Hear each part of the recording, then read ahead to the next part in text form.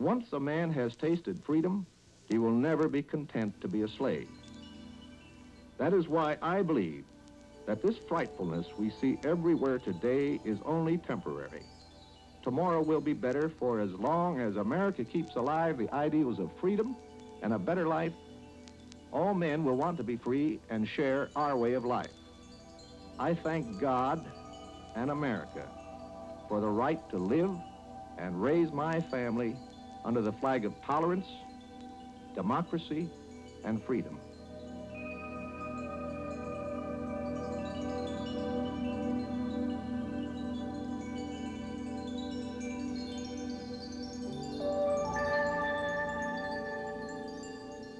Epcot Center, the realization of Walt Disney's greatest dream, stands as an example to the world of what can be accomplished by imagination, ingenuity, and American free enterprise. Across the stunning World Showcase Lagoon stands a magnificent Georgian mansion. The grandeur of its colonial American architecture is at once impressive yet inviting, a true people's mansion. Inside is a plush 1,024-seat theater where the visitor to Epcot Center will delight to the most ambitious stage show ever produced by the Disney organization. A spectacle of characters and events that spans 350 years of American history. The centerpiece and host to the many nations of World Showcase. This is the American adventure.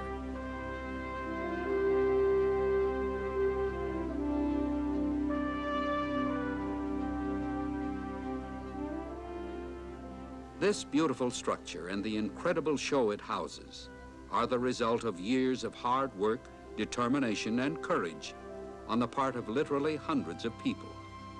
Writers, designers, artists, sculptors, actors, engineers, administrators, and builders, all working together toward a common goal: to create a show that would tell the story of America in an entertaining and exciting way, in a way it has never been told before. Now that the American adventure is a reality, it is difficult to conceive the scope of the challenge the Disney magicians had set out to meet. But take a moment and think. Just what is the story of America, and how do you tell it? The American adventure, like America itself, began with an idea, a concept, and a dream. Before the Imagineers at WED Enterprises could begin the long and painstaking process of turning a dream into reality, the American adventure had to be defined. And just how do you define a dream?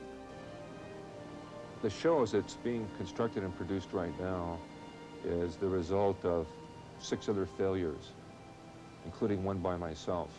And each failure led to development of another kind of approach toward telling something significant and substantial about America. And the important thing is that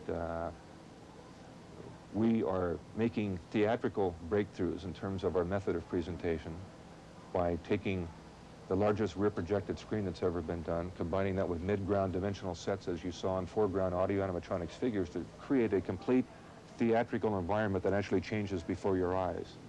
And that's our magic machine for telling the story. In terms of the story itself and what we're trying to tell, I spent many, many hours here working in the evening with Dr. Alan Yarnell, who's professor of history at UCLA, to lay out, once we had the tools at our hand, what do we want to tell about America with those tools? Randy and I would meet at WED in the evening as if they were second jobs. I would drive out there and we would begin work, and we would spend anywhere from 4 to 7 or 8 hours just working. Everybody would be gone except the night watchman, and we would be working on concepts and seeing if things work. And when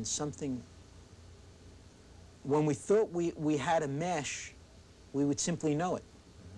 And then we would come back to it the next time and see, did it really work, did it fit? One of the concepts, though, that we tried to stay with was the overcoming of adversity. That became a parameter too. Another concept we tried to stay with was we didn't want to whitewash the American adventure. There were blemishes, like slavery, certain injustices. We felt we wanted to show those, demonstrate they were there, but at the same time, we didn't want to be heavy-hitting. We realized these were people, again, not in for a history lesson, but on vacation. We wanted to present entertainment and tell a story. Randy had come up with the notion of dreamers and doers. I thought that was a solid theme. I thought that, again, most Americans can relate to that. And it's a theme that seemed to work pretty well, and we took that theme and ran all the way through from the pre-colonial period, really. At least that was in my thinking, right through the contemporary period. Well, we tried to instill each scene down to its sort of its elemental form, to capture the essence of what that scene was really trying to say about America, whether it was illustrating the human suffering and perseverance during the Great Depression, or even depicting the struggle and conflict involved in the creation of the Declaration of Independence. And I might also add that nothing included in the show was taken lightly, because we put as much authenticity as we possibly could right into the production itself. So I think what it says is that the American adventure is and probably will always be a struggle. We're going through a hell of a struggle right now in this country. And if you look at it, without that frame of reference that things have been tough in the past, stop crying about what's happening right now, then you realize that if you apply yourself, you can move forward. That's the positive note that's there. What we have done with the use of three-dimensional scenery and the creative use of the multi-plane film technique has never been done before. It is a film show that three-dimensional images keep falling out of. The set pieces are interlocked, synchronized with the movement of the camera on the projected background, and the whole thing works in perfect unison. It actually seems as if you were looking at a movie and craning right down into the scene when suddenly the set is right before you and all of that three-dimensionality has just literally leaped off the screen and onto the stage. And this really creates a truly unique three-dimensional multimedia experience. Something else that is unique with our theater is that there is no stage floor. This is to facilitate the 17 different sets which come up from out of the pit, and accomplishing this was one of the greatest technical challenges in the mounting of the production. It required the development of some extremely sophisticated equipment. You know, all of the technical aspects of our facility, from the lifts to the special effects equipment to the projection system, all of these are fantastic and are extremely impressive. Yet they're all there and all combined to produce one end result, and that is to tell the story of the American adventure. And to tell that story, probably the most potent device that we have is the animated figure, the animated figures that make up the cast of the American adventure. The Disney audio animatronics characters are the result of many years of research, design, and testing. Through this often painstaking process, our engineers have achieved a new standard of excellence in the creation of Ben Franklin for the American adventure. Let's find out what it took to turn the long-desired dream of his first step into reality.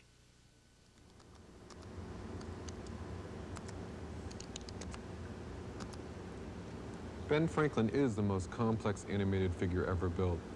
And working with a figure that advanced, it's much harder and more complicated in order to bring to life. To learn how to do Ben, I had to get a cane and walk around with it for almost a week. I practiced the walk, deciding how I wanted him to look. I had to go over it hundreds of times, acting out and working on it, till finally I got it just right. With Ben, it took over a month to get it right, to make all the movements precise and at the same time smooth and fluid. Believe it or not, I broke 5 canes trying to get it just right, but in the end, I finally got the look that I wanted. In the American adventure, we're really putting on an entire play with these figures. It's not like some of the other shows where you ride in a car and only see them for a few seconds. These figures have to be played much more subtle. They only become alive when you see them relate to each other as people do. They can't just play to the audience. They have to play to each other. Often, it's the very small, subtle gestures that give the figure their true life. These are things that they aren't in the script, but they give the figure that extra feeling of life. At times, I feel like I become part of the figure, and I'm up there acting out each little part. And because I want this show to look its very best, I put a lot of pride in what I'm doing, and it's fun because I get to use my abilities and push myself to the limit of what I know and what I can do. It's that pride in giving 100%.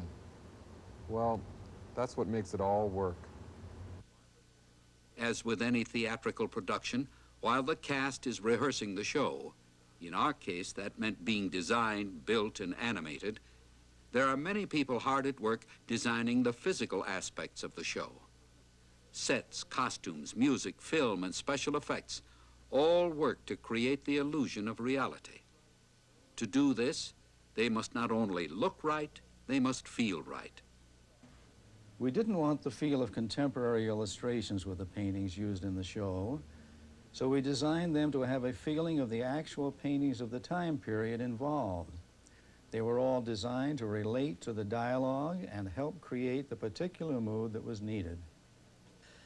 We didn't introduce photographs or motion pictures in the story until we reached the time in history when these developments had actually come about. This was done to keep the visual elements within the context of the period. Costuming an audio animatronic figure is similar to costuming a live actor, only to the extent that you must research the character and the time period in which he lived, to make sure that the style and the quality of the clothing and the color and the textures of the fabrics you're using are accurate, and to be sure that you're following along the lines that the art director has intended. But that's as far as it goes. Because audio animatronic figures don't stand or sit or gesture or walk like real people do. That is, as far as their clothing is concerned. The shoes for the banjo player in the Depression scene were found in an old condemned relief mission in downtown Los Angeles. They turned out to be perfect, just the right look. It takes a lot of hard work, long hours, patience, and imagination to costume a period show like the American Adventure. But when you're finished and everything looks right and everything works, it's very, very satisfying. We knew we wanted some specific songs in addition to the background score for certain scenes in the show. So we went on a little search. We wound up with some old tunes and we wrote some new tunes as well.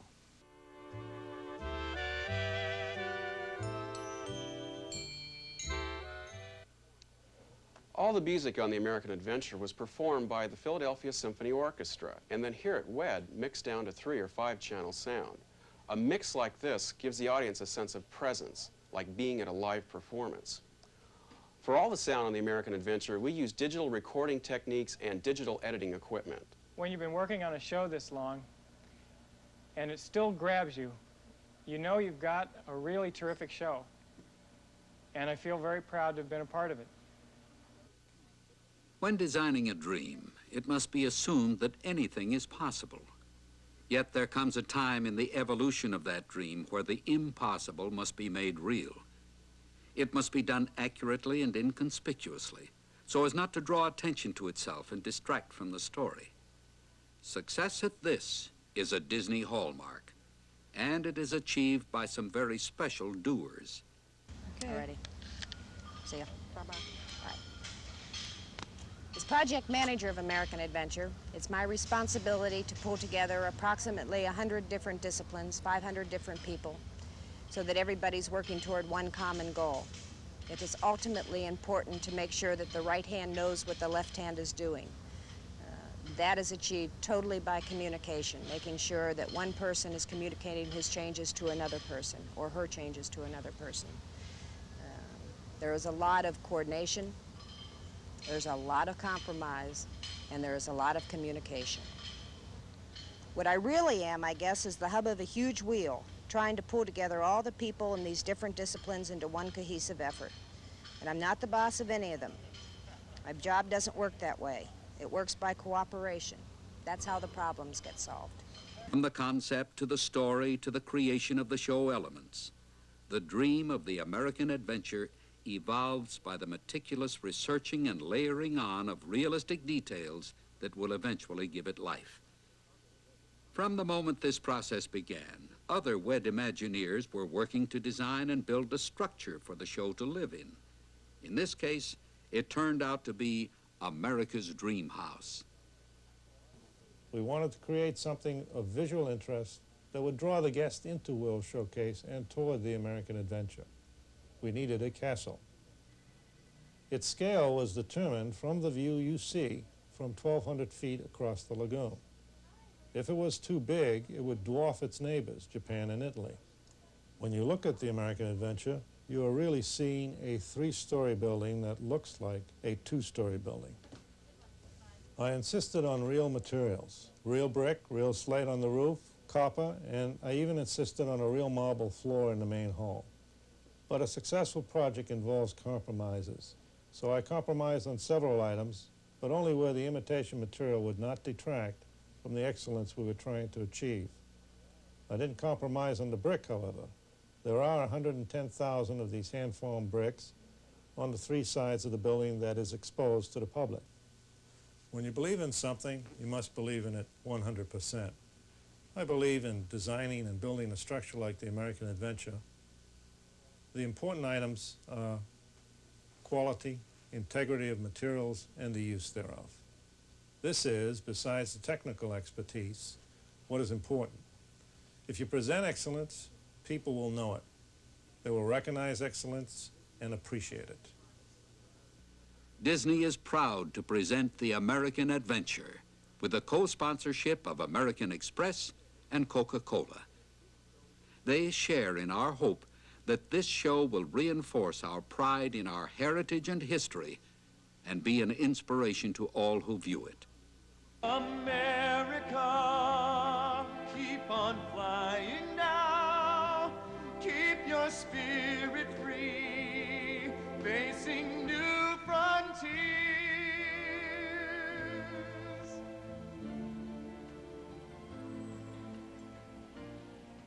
The golden age never was the present age, but with human liberty, we can fulfill the promise and meaning of America.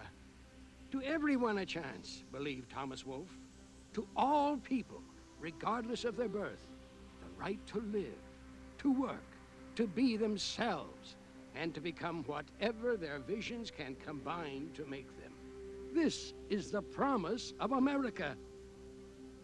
'Tis easy to see, hard to foresee, but I foresee the American adventure to continue a long, long time. The golden age is never the present age.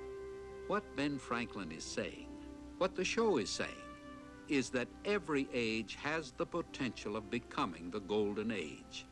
But this can only happen when the people who are the present work to make it so. With Epcot Center, we are striving to do just that. And in creating the American adventure, we are in fact living the American adventure. We are part of the ongoing evolution of the dream that is America. The American adventure? It is people working together, meeting the challenges of today in the hope of creating a better tomorrow. You, along with all of us at Epcot, are the American adventure.